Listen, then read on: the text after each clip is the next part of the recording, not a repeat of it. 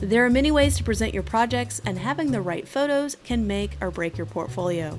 We'll be creating our PDF version of our portfolio using Adobe InDesign, but you can use any program where you can work with multiple page documents. Believe it or not, you can even build a strong portfolio with Microsoft Word. The first step in creating our PDF portfolio, or any type of portfolio, is organizing and creating our project images and writing your project descriptions. This may differ depending on what industry or type of freelance services you will offer. We want super polished, high-resolution photos that can best represent our various projects to show off to our potential clients. If you're a photographer, then making sure each photo is presented in its final edited format, has the right color correction, and is cropped for high-impact viewing. Let's say you're a UX UI designer, perhaps taking some great screenshots of your final website layouts or designs or mock-ups. You can start to think about best ways to display or tell your UX or UI design process through a series of photos that document your whole process. You also want to think about writing your process in a short, easy-to-digest paragraphs that pair well with the particular photos you choose. Let's say you're a graphic designer. You can apply your final designs onto polished mock-ups. You can find plenty of great Photoshop mock-ups on graphicburger.com. You can even create your own custom mock-ups using a program called Adobe Dimensions, using stock 3D models or importing your own. Also, think about writing up brief statements about your projects, who the client was, so you can give client proper credits, and make sure you note which projects are personal projects. If they're personal projects, make sure you include a small line underneath the main project title that says personal work, so clients know it's not paid work. We never want to mislead anyone.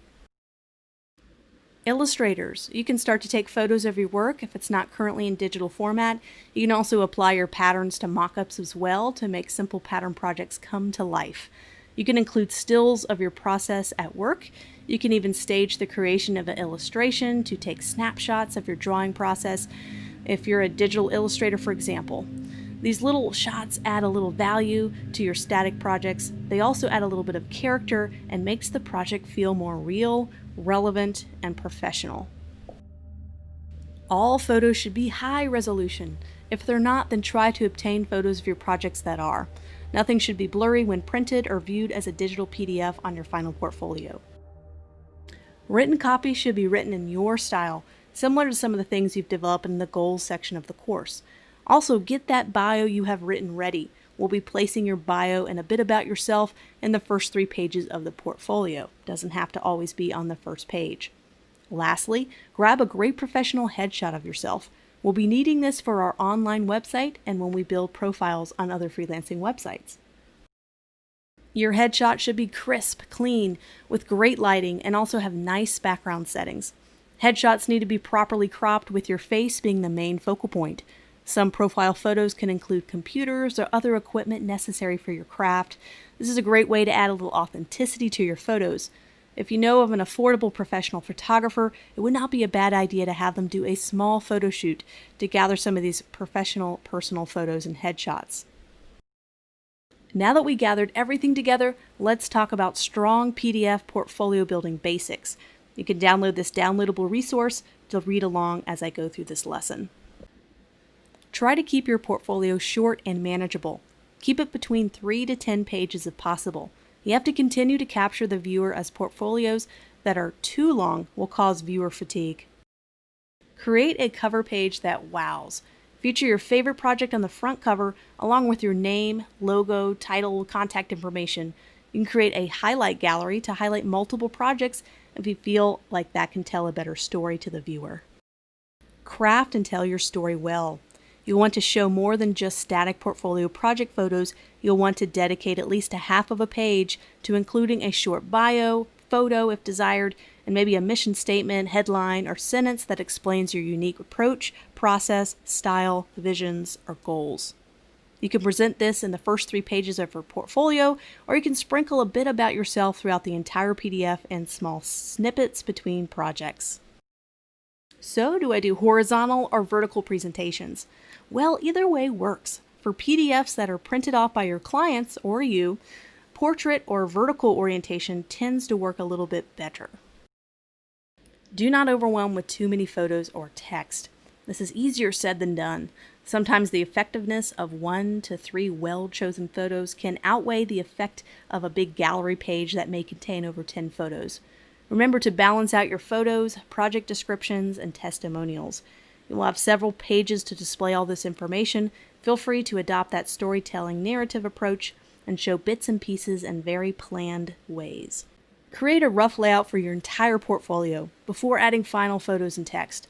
This really helps if you create a plan for your portfolio. Once you sketch this out, you'll know how many photos you may need or need to create for each project. You'll also know the amount of text space you are dedicating to a particular project or space and how many client testimonials you may need to capture. Switch up your page layouts. This leads to the next tip. As the viewer moves through your pages, sometimes it's nice to switch up the layout to keep things interesting. Try not to use the same presentation or layout for each one of your projects. Doing this may start to make your portfolio look stale. Each project will have its own layout that will work best for its style and the photos that you have. We do this all the time when building websites. Why not have a layout plan for our PDF portfolios? We're going to do that right now together in Adobe InDesign. InDesign is a great multiple page layout program, perfect for magazine layout design, and of course creating that PDF portfolio. You can use any multiple page layout project or program you would like. Adobe Illustrator has the Artboard tool, which allows you to create multiple pages and export them as one PDF file, if you feel more comfortable using Adobe Illustrator. Even Canva, that online cloud-based design tool I've talked about prior, has the ability to build documents with multiple pages, including our online or print PDF portfolio. We're going to first focus on creating our rough page layouts. There are many different layout options and ideas. I included a handful in that downloadable resource for you to take a look as we start to sketch out our rough layout of our PDF portfolio. I'm going to use this as a guide in the next lesson to make some of these page layouts a reality with our chosen project photos for our graphic designer example, Lillian Hernandez.